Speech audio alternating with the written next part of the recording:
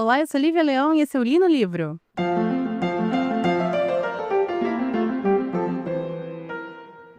Olha, o Li no Livro de hoje vai ser um Li no Livro muito difícil. Provavelmente vai ser um episódio curto, porque eu vou ser muito sincera, eu não sei como endereçar esse livro para vocês, como eu vou conseguir resenhar esse livro para vocês. Porque o que a gente tem aqui é um exemplo do que é o conceito de livrão. Livraço. Livro tudo.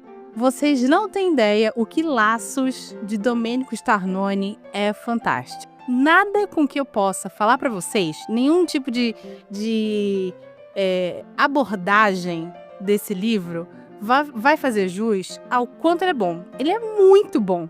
Ele é fantástico. Ele tem tudo aquilo que um livrão tem que ter. Ele tem uma sinopse excelente, uma história excelente, personagens excelentes, poucos personagens, mas excelentes. Ele tem camadas, ele tem profundidade, ele tem temáticas densas. Ele é um livro divertido. Ele, ao mesmo tempo, me fez gritar no meio da academia várias vezes mesmo. De estar fazendo ali crucifixo. E aí, no meio da série, parar e gritar um "Eita porra!" mó grande, porque realmente esse livro é fantástico. Mas calma, vamos por partes para eu tentar explicar para vocês. Óbvio que vai ter spoilers desse episódio aqui, mas eu confesso que não importa os spoilers, gente. Não importa, porque a beleza desse livro é aquilo que ele te dá. E ele te dá numa prosa, ele te dá numa escrita que, olha, nossa senhora, gente, parece sei lá, aquele tiramisu, aproveitando que é um livro italiano, aquele tiramisu que você come depois de 3 meses de cetogênica, em que você não pôde encostar a língua em um grão de doce durante 3 meses, e finalmente você tem ali aquela sobremesa, que não é uma sobremesa qualquer. Além de suculenta, ela é uma sobremesa elegante. Ela é uma sobremesa sofisticada, com camadas, sabe? Com uma diversidade de sabores que compõe um quadro maior. É isso que esse livro é. Esse livro é um tiramisu depois de 3 meses de cetogênica. É isso que esse livro é. E quem escreveu, porque realmente isso aqui é uma obra de arte.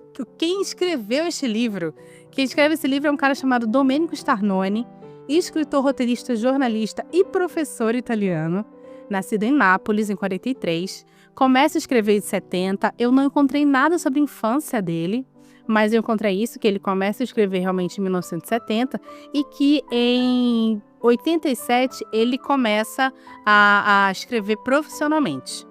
Deu aula em várias escolas, inclusive universidades, todas baseadas em literatura, né? São aulas de literatura.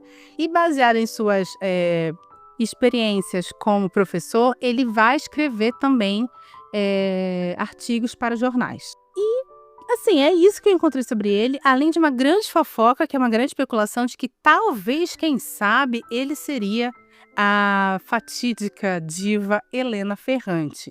Na verdade, eu vou falar muito por cima sobre isso, porque particularmente não me importa. Eu tô cagando se ele é Helena Ferrante ou não. Enfim, acho que não é necessário a gente realmente ficar cavucando isso. Mas acho que em 2016, um jornalista foi lá cavucar a fofoca e descobriu que a tradutora Anitta, que é, por sinal, esposa dele, do Domenico, eles têm uma filha chamada Viola, por sinal, juntos. Ela recebia os royalties da quadrilogia napolitana que a Elena Ferrante escreveu. E aí, não fui checar se isso é verdade. Mas aí, baseado nisso, e ele também cruzou o estilo de leitura, de escrita do Domenico com a Helena. E aí ele trouxe essa teoria de que a Anitta e o Domenico seriam juntos Helena Ferrante. Mais uma vez, não me importa, mas realmente eu senti como eu posso explicar isso? Vocês sabem que eu não sou muito boa em descrever coisas, mas eu pude sentir a água na boca que eu sinto quando eu leio Helena Ferrante, quando eu li Laços, tá? Acho que é assim, porque é isso, gente, é uma sensação assim de ai, que delícia tá lendo isso aqui, sabe? Livrão, livrão, livrão. E eu acredito que eu senti em ambos. Mas até aí, gente, isso não significa que ele é ela. Isso só significa que ambos são muito bons. E realmente o são. E do que se trata Laços? Eu vou dar sinopse e eu vou explicar mais ou menos a estrutura desse romance. E aí, na segunda parte, eu entro mais em alguns detalhes, mas eu realmente não. Como eu falei, é um livro que não é sobre o que acontece, mas como acontece. Laços vai contar a história de um casal durante 40 anos de vida. Começa com ela escrevendo cartas para ele, que recentemente a abandonou com 2 filhos. O Sandro e a Ana. O Sandro estava com 9, a Ana estava com 5. Quando o marido vai embora, porque ele começou a namorar uma menina bem mais nova chamada Lídia. Ele tem mais ou menos 30 anos, a menina é nova, deve ter uns 21. E a Wanda, que é a esposa dele, tá com a mesma idade. Engraçado, eu não consigo lembrar o nome desse personagem, porque eu tomei muito ranço dele. Eu acho que é que nem Não Inviabilize, sabe, Picolé de Limão, que a Déia Freitas não dá um nome para as pessoas que ela não gosta. Então eu não consigo lembrar o nome desse personagem, mas enfim. Começa então com a Wanda escrevendo essa carta para ele sobre. E é assim, caras, é pedrada em cima de pedrada. É uma frase mais pedrada que a outra. Eu saí no chão. Porque, assim, é uma sucessão de, sabe, jogar na cara, ressentimento, implorar. É assim, é uma riqueza de prosa, de sentimentos, de situações, de uma situação horrível que traz confusão, desespero, amor, falta de amor próprio. É tão fantasticamente construído que, assim, no começo eu já fiquei passada. Eu 2 vezes tinha que fazer, sei lá, meia hora de elíptico, fiquei ouvindo o audiobook, passei, fiz 45, 50, porque estava tipo assim, não consigo sair daqui porque eu não consigo fazer outra coisa além de me concentrar neste livrão. Corta então, depois de todo esse processo de várias cartas dela e situações que ela vai vivenciando e tentando confrontar este marido durante este período de abandono, corta para vir ele. Quando vem a voz dele, você descobre que, na verdade, ele está contando algo que aconteceu no futuro, né? Quando a gente toma o ponto de partida das cartas dela, no futuro, onde eles estão juntos novamente, agora com seus 70, 80 anos, os filhos crescidos, não moram mais com eles, estão passando férias numa praia ali da Itália. Voltam para sua casa, para o seu apartamento, onde eles têm, assim, uma vida tranquila com o gatinho, descobrem um apartamento totalmente revirado e o gato desaparecido. Durante a arrumação da casa, ele vai reencontrar essas cartas do começo e vai relembrar de todo o processo de casamento que fez ele se apaixonar pela Lídia, consequentemente abandonar a Wanda e os filhos, como esse processo foi para ele. É uma parte muito longa e muito corajosa, porque assim, eu como mulher, eu vou ser muito sincera, eu odeio esse personagem desse cara. Eu odeio esse personagem. Mas mesmo odiando esse personagem, eu não conseguia parar de ler. Eu não conseguia parar de ler. Porque a prosa desse cara é fabulosa. E as coisas que ele traz, assim, mano, é incrível. É uma história tão, com tantas dimensões diferentes, assim, com tantos pontos de vista. E as experiências faladas vão se cruzando com experiências que a gente já viveu, que a gente já ouviu falar. É de uma riqueza bizarra, é fantástico, é uma experiência esse livro. E aí ele vai contar também o que fez ele voltar para a Wanda e como foi o casamento deles até então. E aí o final é os 2 filhos já grandes, o Sandro e a Ana, relembrando juntos algumas situações que você já ouviu no pai e na mãe. Então, assim, é como se fosse a mesma história pelo 3 pontos de vista: pai, mãe, filhos, né? E com mais algumas outras, alguns outros pontos em comum. Livrão, gente, olha, livrão curtíssimo, é assim, um audiobook de, sei lá, 3 horas e 50, uma coisa assim minúscula, minúscula.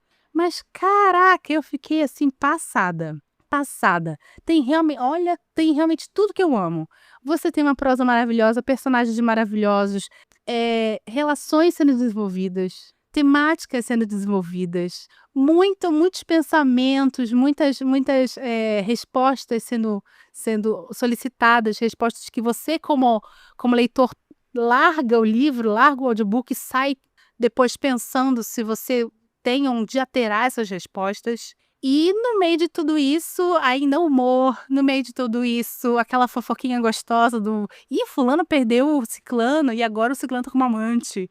Cara, olha, livrão, livraço, 10 de 1000, assim, não, mentira, 1000 de 10. 1000 de 10 faz mais sentido. 1000 de 10, super maravilhoso, super indico. Não sei se ainda tá disponível na Audible, porque a Audible faz essas merda, né. Ela coloca um livrão, fica lá uma semaninha gratuito, depois ela cobra.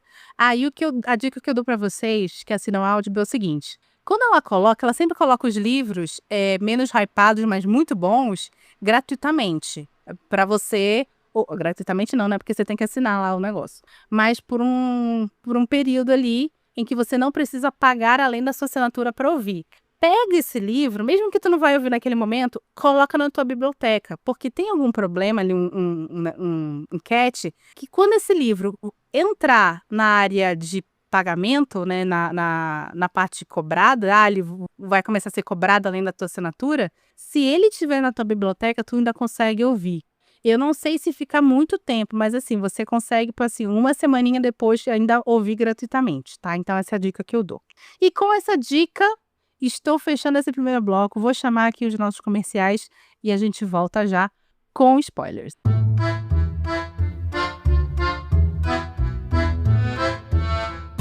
Opa, opa! Já já o episódio continua. Mas antes, queria te lembrar que o Li no Livro é um podcast independente e sem patrocínio.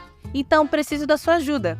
Clica no botão de compartilhar e compartilhe esse episódio com seus amigos e nas suas redes sociais. Me ajuda muito. Obrigada!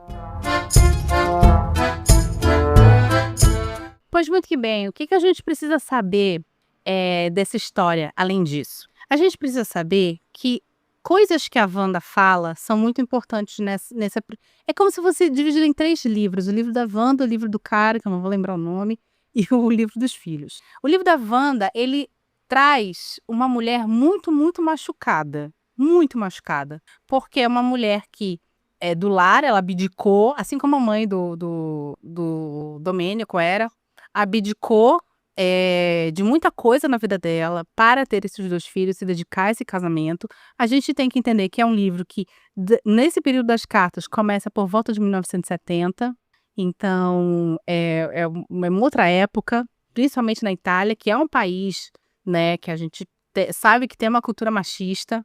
E aí ela é uma mulher muito machucada, ela foi abandonada de uma hora para outra por esse marido que, né, ela foi criada para amar, ela foi criada para procriar, ela foi criada para cuidar da casa, tal, e troca ela meados dos 30 anos para uma menina mais nova e vem, né, e fala isso para ela como se fosse a coisa mais simples do mundo e abandona ela com os filhos. E não só isso, ele não só abandona emocionalmente e fisicamente, ele abandona financeiramente também, né? E ela fica entre o para com essa porra e volta pra casa logo, que eu não estou com um saco pra lidar com essas merdas, ao mesmo tempo que ela também fica com, mano, põe a mão na sua cabeça, eu amo você, seus filhos amam você, tal. E aí você vai vendo ela caminhar para um outro lado, um lado, tipo assim, de finalmente ela começar a se sentir traída, não pela infidelidade, mas pela quebra do plano. É como se ela falasse assim: meu querido, você e eu, nós fizemos um acordo. Nós fizemos um acordo onde estaríamos juntos nesse barco. E agora que o barco tem 2 furos, que eu preciso ficar segurando esses 2 furos pro barco não afundar, tu vai embora e eu que me vire. E esses 2, no caso, 2 furos seriam os filhos, né? E eu que me vire, eu acho que o que pega ela, pra mim, é o que fica, né? É essa falta de lealdade, muito mais do que a infidelidade dele estar com outra.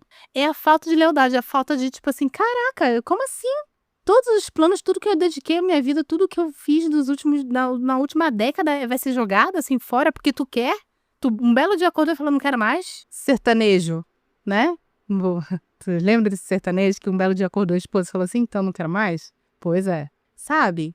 E aí começa, para mim, que sou uma mulher que tenho, né, um viés extremamente feminista, o livro 2, onde a gente tem, na verdade, o lado dele que não ajuda em nenhum momento esse personagem.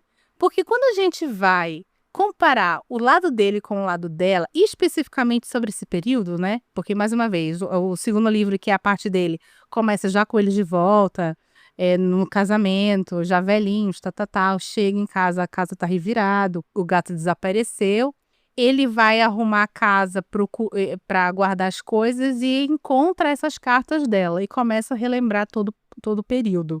Então, aí você tem a mesma situação pelo ponto de vista dele. Quando você tem esse ponto de vista dele, você descobre, na verdade, aquilo que eu particularmente sabia desde que eu li a parte dela. Que nós estávamos lidando com um homem fraco, com um homem covarde. Só que essa covardia desse cara, ela não é uma covardia de agora. Ela não é uma covardia daquela covardia que é inerente à masculinidade pelas mãos da sociedade patriarcal. E aqui eu vou realmente ter que entrar nesse tipo de discurso. É muito óbvio, dentro de uma sociedade machista, né, que a mulher ela é criada para um papel de servidão, ela precisa cuidar da casa, ela precisa cuidar dos filhos, ela precisa servir ao marido, ela precisa servir à sogra, ao sogro, ela está sempre dando, porque ela é criada para isso. Se ela é uma filha, ela tem um irmão, ela precisa ajudar a mãe, enquanto o filho pode ir para o futebol com o pai. Esse tipo de pensamento, ele cria uma sociedade onde homens são fracos, porque homens não sabem lidar com os problemas. A mulher é criada para servir e servir, inclusive servir soluções para os seus senhores. Já o homem, eternamente um menino. Ele sempre pode chorar pelo seu time de futebol. A mulher não pode chorar pelos basket boys. Ele pode chorar pelo time de futebol.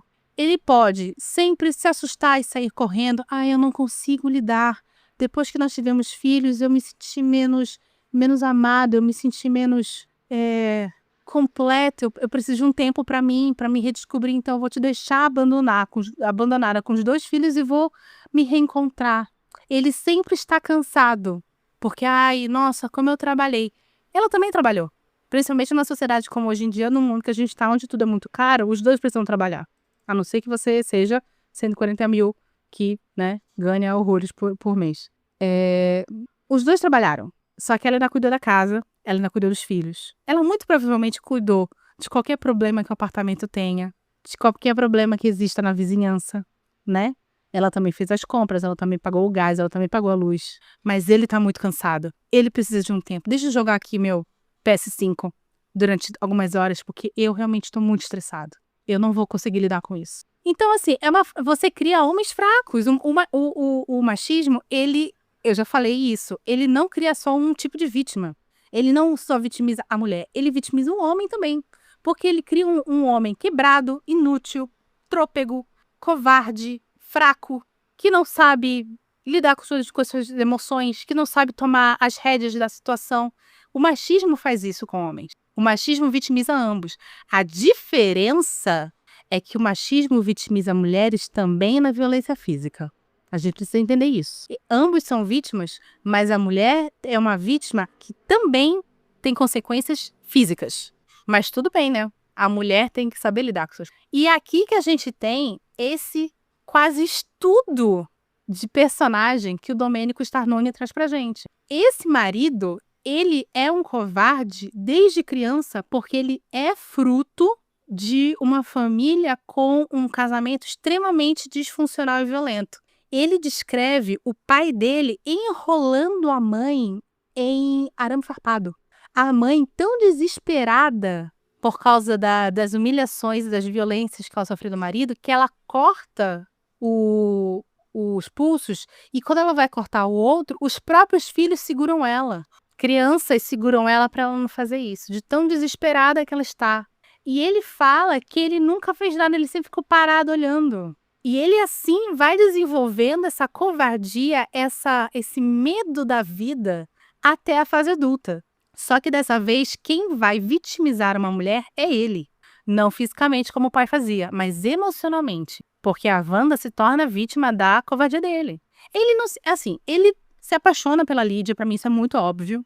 que é amante dele, não tem outro nome, é amante dele, ele nunca se separou da esposa. Embora a Lídia em nenhum momento seja vilanizada, e não tem que ser mesmo, não era ela que era casada com a Wanda.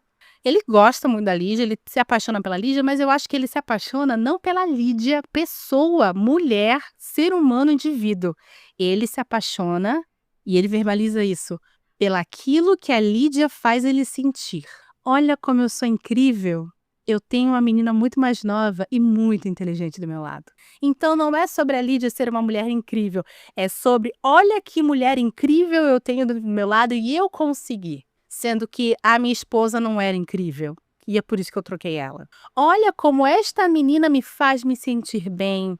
Ah, porque agora sim eu posso me desenvolver como homem, agora sim eu posso voltar a ser feliz. É tudo sobre isso. Sobre como ele finalmente vai poder ser feliz. Porque o casamento e os filhos significam a morte da felicidade dele. Porque a felicidade dele é egoísta. A felicidade dele é mesquinha. É individual. Não existe uma felicidade num todo, num conjunto. Porque família, e eu falo casamento, porque eu e o André somos casados, não temos filhos, mas temos, né, cachorro, gato. E temos o dia a dia. Família é muito complicado. Porque a vida é muito complicada. Ontem, eu tive que abrir dois processos no Procon. Um do gás e outro da Latam. 2 processos. Olha que merda que é a vida adulta. Só que quando você tem 2 pessoas vivendo aquilo ali, você tem, como a Wanda tinha, um acordo. A gente não tá nesse barco afundando sozinho. A gente tá todo mundo junto. A gente vai se dar a mão e a gente vai lá. Porque os problemas existem, mas, né? O peso, ele é proporcional. Ele é dividido. Pelo menos devia ser. Até que vem uma pessoa que olha e fala assim, ai, não tô mais afim. Beijo, tchau. E é isso. E eu tenho certeza que esse era o amor que ele tinha pela Lídia. E é muito louco, porque com o tempo, esse amor começa a esmoecer. Porque a Lídia, ela não topa se diminuir. Ela é de uma outra geração. A Wanda não é burra porque ela se diminuiu, ela casou, teve filhos. A Lídia não topa abrir mão de sua felicidade individual. A Lídia tem a mesma cabeça que ele. Ele também não topa abrir mão de sua felicidade individual. Ele fala muito sobre como ele percebe que ele machucou os filhos. E aqui é muito legal. Tem uma cena específica, que é a cena que dá o nome ao livro, que chama-se Laços. Que é depois de muito tempo, a Wanda, ele abandona a família, inclusive economicamente, como eu falei, ela tem que se mudar, ir para uma casa menor, tal, se virar, e cuida das crianças, e ela pede a guarda total. E depois de 4 anos só, é que ele vai pensar nos filhos de novo. Porque a Lídia tá assim, foguete na carreira dela. E aí ele começa a ficar o quê? Inseguro. Porra, como assim agora essa menina não tá mais aqui pra inflar meu ego? Ah, ela é incrível, ela sempre foi incrível, sempre foi maravilhosa, sempre foi inteligente, mas ela era incrível, maravilhosa, num patamar um pouquinho abaixo do meu. Agora ela tá alçando patamares maiores, patamares que eu não chego. Então tá meio estranho. Não tô mais gostando. Minha interpretação, tá? Lê o livro lá e depois me fala o que você acha dessa parte aí. Aí depois de 4 anos ele vai falar com os filhos. Fala assim pra Wanda, posso passear com as crianças e tal? E ela deixa, né? Não depois de espizinhar um pouco ele. Ela deixa. E certíssima ela, por sinal. E ele vai sair com os filhos, levar eles num restaurante pra você ver como... Eu não sei como era a situação financeira da Itália na época, mas claramente ele tinha uma situação financeira bem melhor do que dos filhos, a ponto de eles nunca terem entrado no restaurante. E ele leva eles pro restaurante e tal. E aí tem uma situação lá sobre a menininha, que agora tá com 9 e o menino tá com 13. Ela falando assim, porque ele dá o nó no cadarço do sapato igual você, não sei o quê. E ele fica assim, ai, como eles me amam, como eu quero refazer esses laços de amor, tal. Bullshit! Ou como diria meu amigo, fezes de búfalo. Na verdade, é só isso. Ele tá evocando um não amor mais à Lídia. Por quê? Porque a Lídia agora tá mais do que ele. Não tá mais ali só pra afagar o ego. E agora ele usa mais uma vez os filhos de bode expiatório. Mas dessa vez pra voltar à vida antiga. Começa, então, uma reaproximação da Wanda com ele. Essa reaproximação é paulatina, mas é constante. A Lídia continua vivendo a vida dela, ela não vai parar, ela não vai lutar por esse homem, porque eu acho que ela sabe que ele não merece. E ele começa a buscar, através da Wanda, aquela sensação que ele tinha de família antes. Usando, ai meu Deus, como eu fiz eles sofrerem. Eu acho que tem um remorso, mas não um remorso sobre o sofrimento dos filhos e da esposa. Eu acho que o remorso dele é muito mais sobre não conseguir ter os dois ao mesmo tempo. E isso, pra mim, é óbvio quando ele volta meio que pra Wanda de vez. Não existe um fechamento real com a Lídia, eles não têm uma conversa que eles terminam, mas ele fica ainda ligando pra ela, às vezes ele procura ela, tal, até que um dia ele vira pra ela e fala assim, você não quer ser minha amante? Vamos fazer assim? Os dois são livres. Amor livre, que delícia de amor livre. Os dois são livres, você sabe o que quiser, eu fico com a minha esposa, mas a gente ainda continua se encontrando pra ter essa coisinha que só eu e você temos. Ela desliga na cara dele e nunca mais se fala. Lídia, beijo. Amo você. Você tá me ouvindo aí. E aí ele volta de vez pra esposa. E aqui é muito legal. Porque quando ele volta pra esposa, você tem uma família muito quebrada. Muito legal que eu falo no sentido como é escrito, tá, gente? Porque o conceito assim é horrível. É uma família muito quebrada. Ela é uma mulher. Ela se tornou uma mulher altamente envenenada. Eu não vou falar venenosa, tá? É dito no livro que os amigos dele ficam falando assim, porque ela amarga, não sei o quê. Quem deu esse amargor pra ela? Quem fez ela se tornar assim? Você acha que o sofrimento amacia as pessoas, meu bem? O sofrimento endurece. Quem fez ela dura desse jeito? Então eu não gosto da expressão, ai, que mulherzinha amarga, ai, que mulherzinha venenosa. Eu prefiro essa expressão, ai, que mulher que foi amargada, ai, que mulher que foi envenenada, que é exatamente isso que ela é. O relacionamento deles é horrível. Ele começa a desenvolver, ele percebe que ele perdeu a Lídia, que ele voltou para um casamento que ele não era feliz e não está feliz, porque, mais uma vez, esse homem só é feliz quando alguém está amassando seu ego. E é uma coisa que a Wanda não vai mais fazer, porque ela não consegue mais. E é isso que foi engraçado, que foi quando eu soltei um eita! Que aí você descobre, vocês vão ter que ler o livro para saber como, que, na verdade, a Wanda, ela percebeu, quando ele voltou para casa, que ela não queria mais ele. Ela queria ele de volta porque ela queria ela estava apegada àquele pensamento antigo de quando ela olhou para ele olhou para ela, eles se casaram e entraram num barco e falaram assim, vamos lá, vamos remar junto, vamos cuidar junto desses buracos aqui. Só que quando ele vai embora e ela se vê sozinha, ela tem que se virar. E aí no momento que ele volta, que ela pensa assim, finalmente vou, de novo, a gente vai ter de novo aquilo. Ela percebe, não vamos ter. Sabe por quê? Porque eu sou outra pessoa. Ele é outra pessoa, eu sou outra pessoa, nossos filhos são outra pessoa. Aquilo não existe mais. Aquilo não existe mais. E aí ela começa a maltratar ele, se tornar uma pessoa pior ainda, para ver se ele deixa ela e volta para Lídia. Mas, mais uma vez, esse homem é um covarde.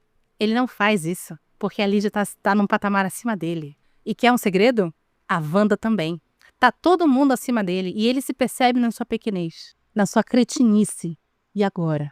E aí você tem já o final, que são os filhos, que essa parte é deliciosa.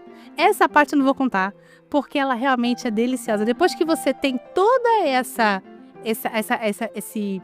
tapeçaria criada, vem os filhos e dão uma outra visão e você descobre tantas coisas que você não tinha visto nessa tapeçaria de ambos os lados, tanto da mãe quanto do pai. Gente, é isso. Livrão. Livro. Esse livro é luz, é raio, é estrela, é luar, é manhã de sol, é iaiá, é ioiô. Ponto. Livro é leão. Este livro é o quê? Iaiá, ioiô. É isso. Leiam. Leiam, leiam, leiam. Isso aqui merece ser lido, gente. Pelo amor de Deus. Pelo amor de Deus. Larga Harry Potter. Pelo amor de Deus, larga Harry Potter e vai ler esse livro. Tá? É a primeira vez que eu vou fazer esse apelo. Porque isso aqui é livrão. Tem que ser lido. Tá certo? Se você gostou desse episódio, por favor, compartilha com seus amigos. Nem que seja pra falar mal de mim, tá bom? Joga ali naquele teu grupinho de amigos que amam o livro que eu detesto, por favor, porque vocês me dão views. Por favor, compartilhe esse episódio com seus amigos. Nós estamos nos principais agregadores de podcast, alguns pagos, outros públicos. Você encontra a gente em todo lugar. Estamos aqui todas as segundas-feiras às 17 horas, tá certo? Eu vou tentar, já falei, né? Eu vou tentar entregar um episódio extra agora quinta-feira, Tô lendo um livro bem bacana. O episódio não é publi, tá? Vai parecer publi, porque eu vou ficar, tipo... Eu sou muito fã do autor, mas não é publi. E é isso. Espero que tenham gostado. Leiam Laços, pelo amor de Deus. E eu sou Lívia Leão e esse foi o Li no Livro.